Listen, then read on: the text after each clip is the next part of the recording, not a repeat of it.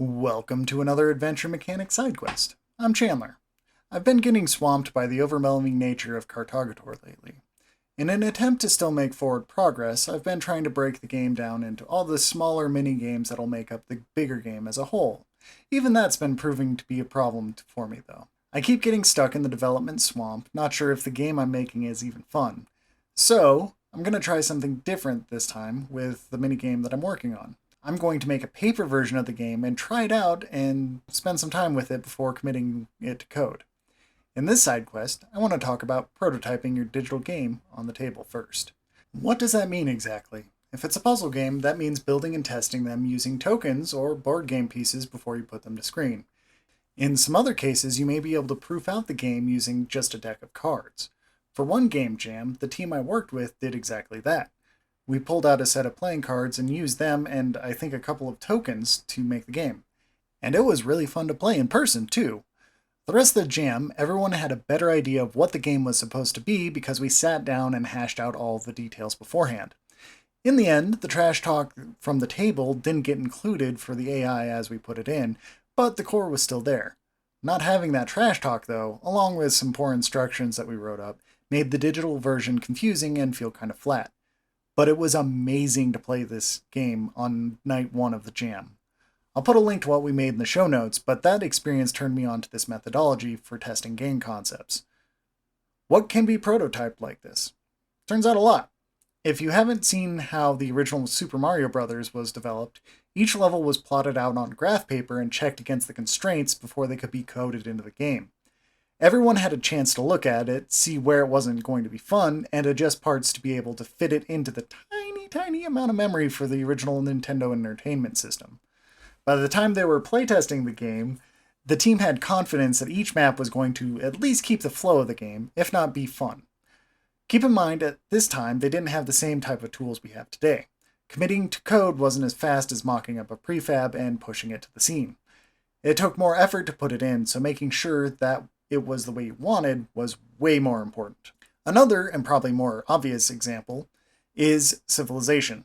The Civilization series centers around the 4X genre: explore, expand, exploit, and exterminate.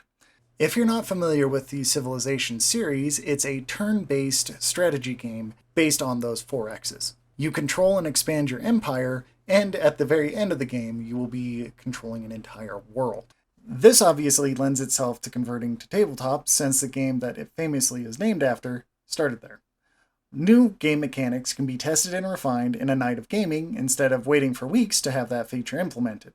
Moreover, developers can set up a specific situation to really test a scenario over snacks.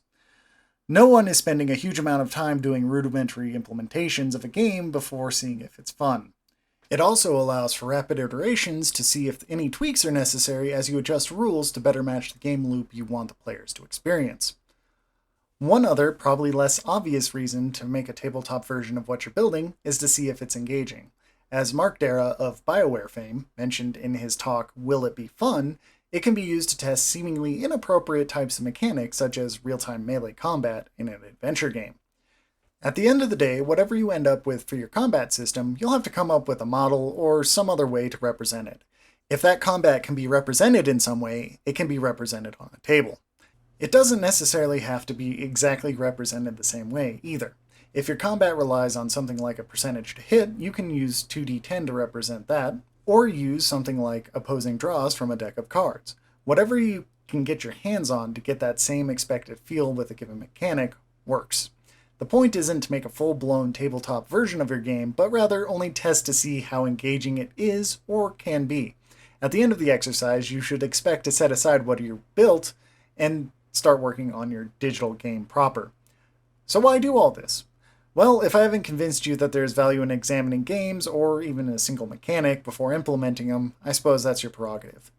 Planning out something and getting iterations in when it's relatively cheap will make your game not only better, but faster to finish. If you are on a tight budget or have extremely limited time, spending some time on a table version will make things better and your vision more clear earlier in the project. And that's the point. I'm not advocating that making a tabletop version of your game will make a magic bullet and get you everything that you need for your game. Far from it. It's only a tool to explore what you want to make and maybe expose a flaw in your design early. Like all tools in your toolbox, it's up to you to make use of them. Or not. Now that I've convinced you of at least the value of tabletopping your game, let me talk about how I'm applying this to Cartogator. I'm currently working on the gardening portion of Cartogator. I plan on using planting and harvesting as being a major story point in the game, so I have to make it engaging. I examined gardening and farming in a few other casual games, especially ones with a larger focus on storytelling, but none of the mini games on farming were really what I was looking for. I wanted farming and gardening to be a better representation of the game as a larger whole, so I decided to make a mechanic from one of the tabletop games I play with my family. In the game Patchwork, each player is trying to build out their quilt using pieces from the center to make a blanket with as many buttons and few holes as possible in order to win. For my take on gardening, I want to evoke that feel of getting into your garden and really planning it out, making sure that each and every plant is getting its proper framing and can really shine in its context. I didn't see any real incentive or aesthetic considerations in any of the casual slice of life games that I've looked at, so I wanted to bring that in using the quilt building mechanic in Patchwork. Instead of building up the quilt, however, you're building up a garden bed. Each plant will have its own requirement, and each garden bed will have its own conditions, including shading and types of soil. All these considerations will determine the ultimate value of that garden. It sounds like an ideal mock-up for a tabletop game, doesn't it? In my initial tabletop prototype, I'm setting up a static version of the garden plot to try out a few different plants with a few different layouts. For the layout of each plant, I'm envisioning that each will get something similar to a tetramino. You know, those Tetris pieces. This will force the player to make less than optimal choices and enable a sort of high score for a given garden. I'm not quite sure how shading will be visualized, but I am going to start with a card that's drawn to give a quadrant that is shaded on the plot to start off with. My initial plan for scoring this game is to score each plant in its ideal conditions, matching soil types along with shade requirements. If there are any blank spots in the garden, that'll be some sort of point penalty. I haven't settled on how much that's going to be, though. Once I have all these mocked up on paper and maybe play tested a few times, I should be able to see if the game is engaging.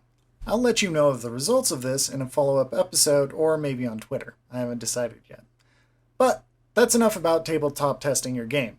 As always, if you have any suggestions, observations, or any other thoughts on this, leave a comment or reach out to me on Twitter. My handle is at JCSirron, JCSirron. This has been another Adventure Mechanic Side Quest. I'll talk to you next time.